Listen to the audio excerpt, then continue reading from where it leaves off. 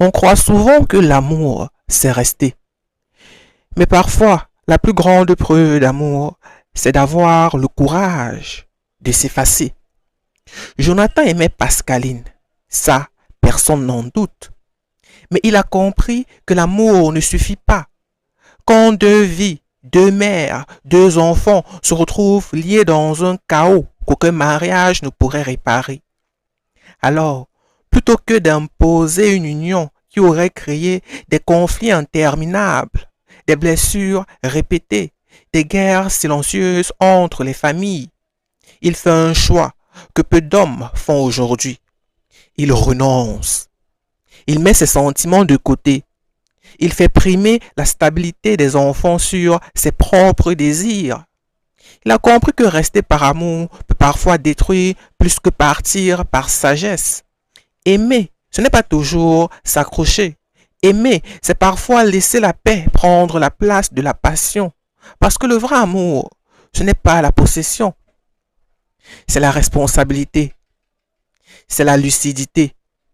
Et ce choix, tu le retrouves aussi chez des icônes mondiales comme Russell Crowe, l'immense acteur de Gladiator et Beautiful Mind, Cinderella Man, un homme dont l'identité a conquis le cinéma entier. Maria Danielle Spencer, mère de ses deux enfants. Ils s'aimaient, mais leur mariage s'est usé. Et plutôt que de s'accrocher à quelque chose qui les détruisait lentement, ils ont choisi la paix.